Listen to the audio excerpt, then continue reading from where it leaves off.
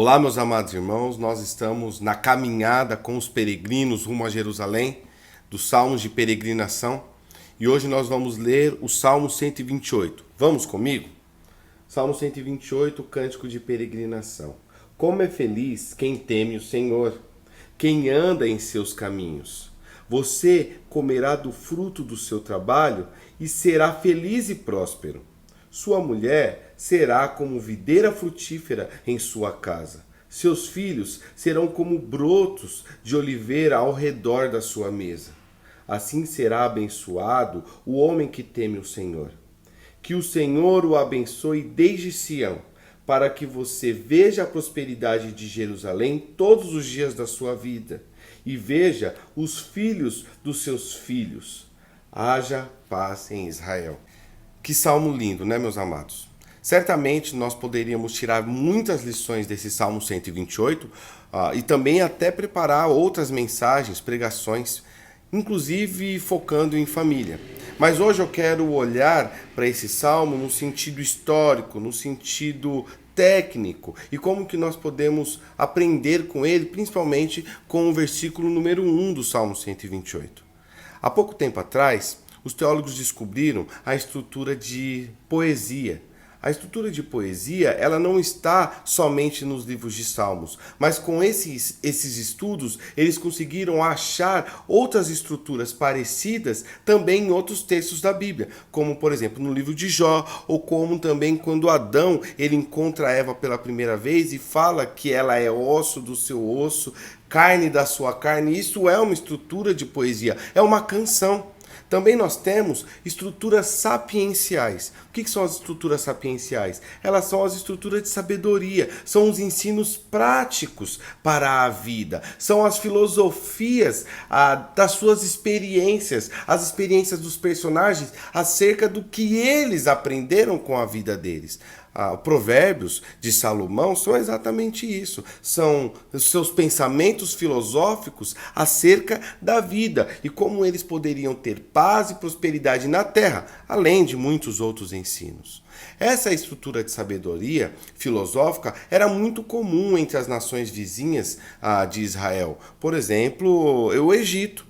Então isso é uma herança, uma tradição do Oriente Médio antigo, essas estruturas de sabedoria sapienciais.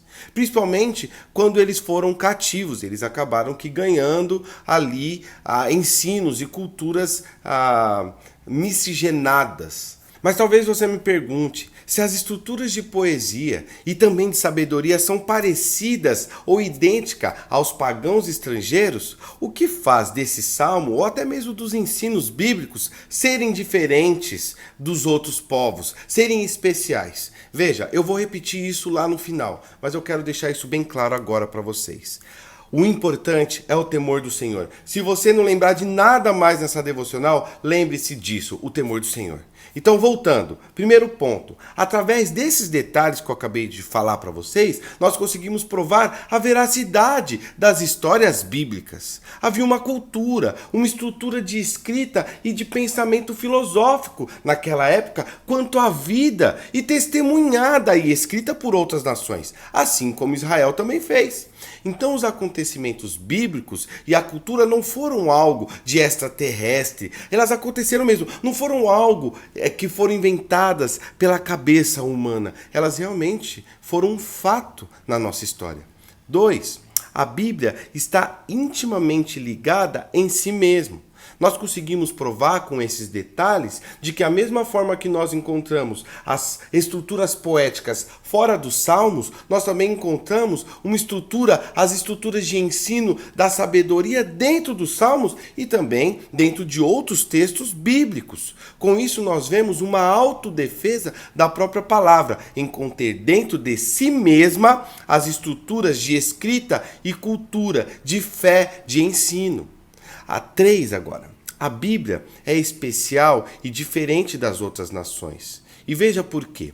E eu falei isso lá no começo para vocês. O fato de eles terem uma aproximação com a cultura, de terem uma aproximação até linguística, não os torna iguais, pois a filosofia do fiel, a experiência do crente e o motivo para seguir os princípios de Deus está no temor do Senhor.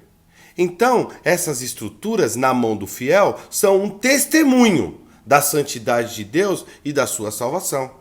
E o teor especial dos ensinos judaicos, eles chamam a nossa atenção, assim como também chamou a atenção dos povos vizinhos. Veja, dentro desse propósito de glorificar a Deus com um único foco de ensino, uma única base para que você tenha felicidade, prosperidade e ande nos caminhos certos, que é o temor do Senhor. Um exemplo disso, desse testemunho que foi na vizinhança, é a rainha de Sabá. Ela veio de muito longe para ver e entender a sabedoria do rei Salomão, descrita e testemunhada nessa única base, que é o temor do Senhor. Ele descreve isso em vários provérbios. Provérbios 1:7, Provérbios 9:10. Então veja, há muitas promessas nesse Salmo 128 quanto a futuras alegrias familiares, prosperidades no trabalho e assim por diante, condicionadas a um conjunto de ações. Mas a base de tudo está no temor do Senhor. Como pastor, eu não posso ser determinista e dizer que só haverá bênçãos materiais na sua vida se você fizer uma metodologia ou seguir passo a passo de algumas coisas. Mas eu posso garantir que esse primeiro versículo descrito no Salmo 128 permite com que todas as outras consequências da sua vida, elas sejam em segurança, elas sejam em confiança e também em alegria, na certeza de que o Senhor mudará a sua sorte caso você esteja passando nesse momento por alguma aflição. O temor do Senhor traz prazer no seu trabalho. E mesmo que você esteja desempregado, você também tem prazer no Senhor, porque a prosperidade com Deus não tem nada a ver com a prosperidade do mundo.